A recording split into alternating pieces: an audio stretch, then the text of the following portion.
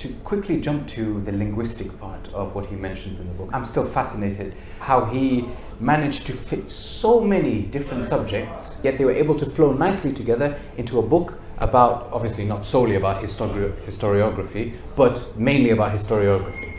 And one of them is linguistics. And I mentioned already with regards to the Cambridge method of teaching English, and I heard that from you with regards to that. If you could expand on that exactly, what he speaks about, like with regards to grammar is for the grammarians. Yes. How that plays a role nowadays, centuries later. SubhanAllah, now that you're saying that, I have a C.E.L.T.A background, meaning I'm educated by Cambridge to teach English as a second language. And I started my career actually when I was very young, teaching languages. I started teaching languages when I was 16. And I was in Germany that time, and I started teaching German that time. And after that, I became an English teacher, came out to the UK, traveled the world, and I was teaching actually English, which nowadays, by the way, is a very simple way of making a simple, easy career if you don't have a family, by the way, if you don't want to move from one place to another every year. But it is amazing to get to know people, to get to know different cultures, get to know different civilizations, different languages, even learning languages if you want to travel around the world. Earn your money as an English teacher. In some countries you can become rich, in some countries you can survive. Okay? So the thing with English teaching nowadays, it is such a big industry that there have been analysis written about Ibn Khaldun in chapter 6, talking about linguistics and talking about how to teach properly languages. And he is saying things that I myself have come to a conclusion after 20, 30 years of English teaching. And I was saying every time, grammar? I have looked into English teaching books, language books, in the 1960s, 70s. That time it was all about grammar. You were learning German, meaning you were learning the grammar about German, but you were not learning German. You were learning English, but you were learning actually the grammar of English, not English. So, and then in the 1980s, 90s, it started, at my time actually when I was going to school, they started talking about an approach of less grammar and more language. SubhanAllah, that's exactly what Ibn Khaldun is saying. And he is talking about grammar for the grammarians, you said, Yasser. Yes. Absolutely right. Leave grammar for the grammarians. Language is for people to learn the way that a child grows up with the language. No mother would tell a child, hey, don't forget the pronoun. Put the adverb and the verb. That's a verb, that's an adjective. This video is sponsored by the Muqaddima Program. For nearly 7 centuries, Ibn Khaldun's Muqaddima has been read and studied by scholars and students of history, sociology, politics and economics as the single most authoritative and astounding work of classical scholarship in the field of history. Embark on an enlightening educational venture led by Muslim scholars and teachers delving into Islamic history, sociology, economics and beyond. Engage with cutting-edge learning cues and multimedia components, allowing for a deeper understanding of the topics. Distinguish between the lies and the truths of the narratives told, between reliable and unreliable sources. Equip yourself with the skills to conduct deep research and build confidence to combat Islamophobia. Come and strengthen your Muslim identity today. Grab the course in the video description.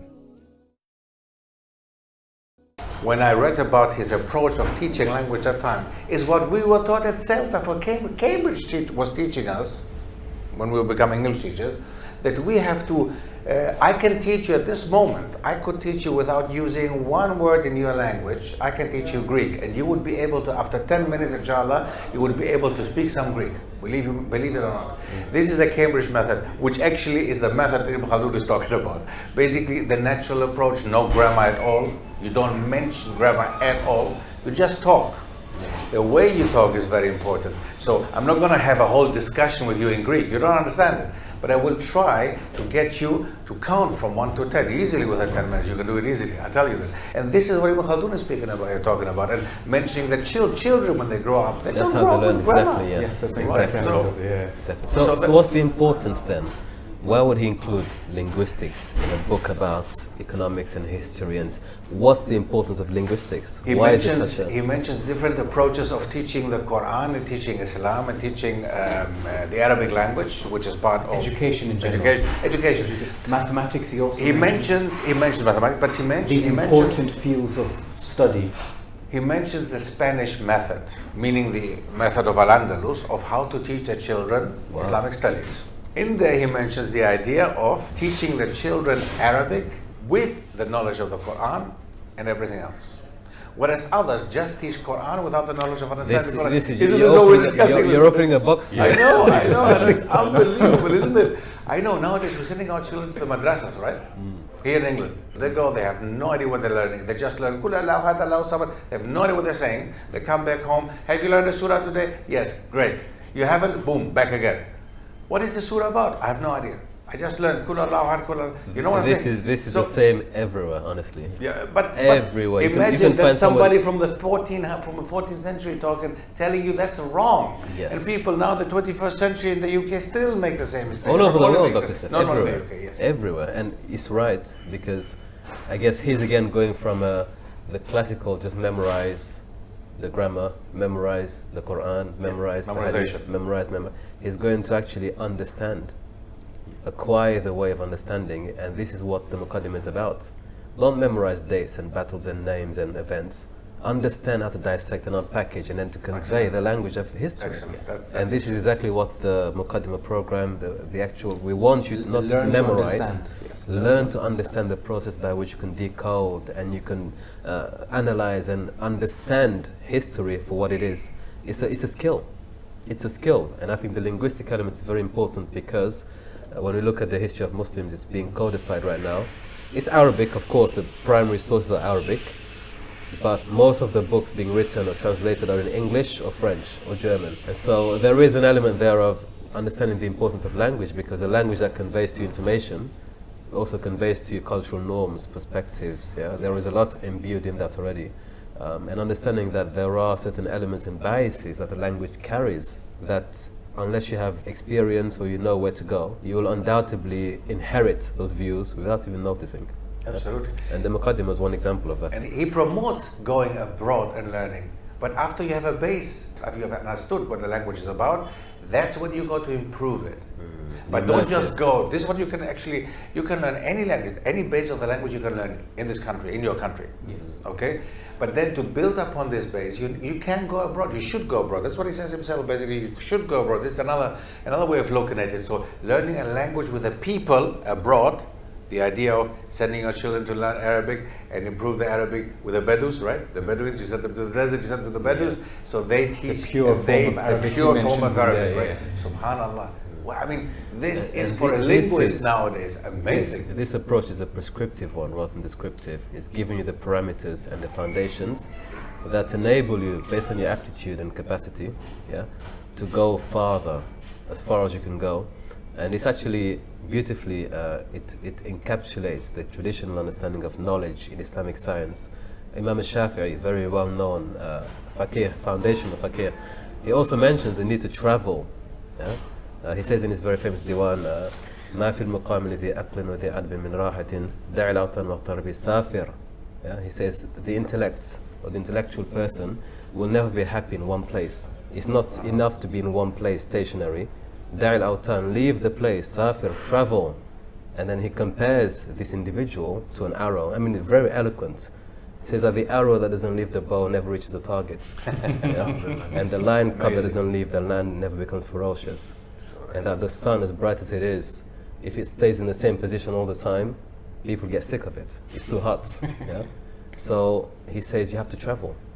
And that traveling enables you to acquire a wealth of knowledge. And it replaces what you've lost in the past. So it's a wholesome educational program, I think. What the Muqaddima provides for the intellect and for the person of intellect is a treasury. It's a guidebook. It's actually how to become an intellectual powerhouse. Forget memorizing just the component parts. Understand the mechanism that makes it work all together. Right. And the Muqaddima, even the title, the beginning, the prologue, step 1. It's fantastic, So I really would invite people to take an interest in the Muqaddima, and if they're looking to study this program and this magnificent book in an authentic way and in a comprehensive way, we have a fantastic program that Dr. Stef is leading at the moment, yes. And please just tell us a bit more about it, because it's not something that can be found anywhere, even at university level, unfortunately. No, we need to revive this. It's an extremely unique program. I mean, it's something that I think we spoke about it many times. You said yourself, I had the chance that time to go 10 years ago. You know, there's nothing like that. And the crazy thing about this Muqaddima is that it's now available for the English-speaking audience. It would not have been even known in the English-speaking world. It was something that was known under the Ottomans, it was known under the French, it was known under the German speakers, but not yet in the English world. And now we have the chance actually with the lingua franca of the world. This program is actually built on 3 subjects, which are all going back to the principles of Ibn Khaldun. First of all, of course, the Muqaddima itself, the book that Ibn Khaldun wrote, okay, where he goes deeper into everything we just discussed. Second of all, historiography, what do you have to take care of? What does it mean, historiography? How do you learn history, basically? And the third, last but not least, of course, the Islamic history itself. So starting with the Khilafa Rashidin, starting with the Seerah of Rasulullah, going over to the Ottoman Empire, basically. So all the different dynasties and empires that can be seen and we can learn from, basically, and draw lessons from. So we have reached a very beautiful, we have to eat now. We will be back. We will be back. We will be continuing this Muqaddima Lounge as we have done over the past couple of weeks. And we will be going into a lot more detail about the Muqaddima, the program itself, the book, the author, and there are many other subjects we haven't had time to actually talk about, unfortunately. No. I mean, I don't know how many times I've said it, but the book is full of, of nearly everything, you could say. This is one book, imagine that, this is one, and it's an introduction, by the way. It was just the introduction. Exactly. Just the introduction. We're just talking about the introduction at the moment, subhanAllah. So inshallah, yes, everyone, I mean, yes, feel free to come and take a look at muqaddima.com. Okay, please do. Take a look at the website, take a look at the book itself, and come inshallah. There are opportunities for everyone all over the world, even financially. There are opportunities for anyone to take part of this program and benefit from it.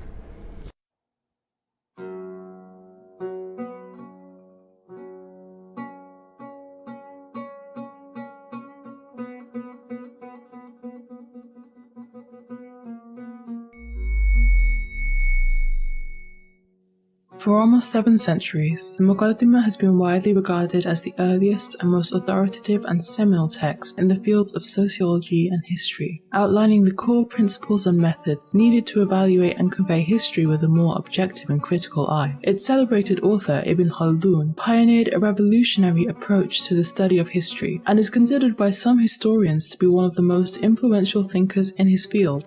Now, for the very first time, students of Islamic history will have the rare and unique opportunity to study this monumental and classical work of genius under the tutelage and guidance of experts in the field of research and education. We offer a wide and varied range of learning experiences as part of the program, with options for students to participate in person during our on-site lessons in London or remotely via our private and secured live streaming platform. Classes are delivered on a fortnightly basis, and all students enrolling onto the program shall receive a complete learning resource pack, including coursebooks, timetables, and admission onto the online student portal. The annual program is available to students as a certificate or a diploma package, with varying subjects and module components, as well as a practical assessment unit that will culminate in the launch of student-led history projects and publications, following a panel presentation before a group of assessors. This is a unique opportunity to discover and immerse yourself into the world of Islamic historiography under the tutelage and guidance of experts who will assist you in acquiring the core skills and competencies necessary to conduct your own research and launch your own initiatives. To find out more about the Muqaddima program or to enlist yourself onto this unique and fantastic learning journey, please visit our website at www.al-Muqaddima.com, where you will be able to download our program prospectus, register your interest by submitting an application directly via the online enrollment form.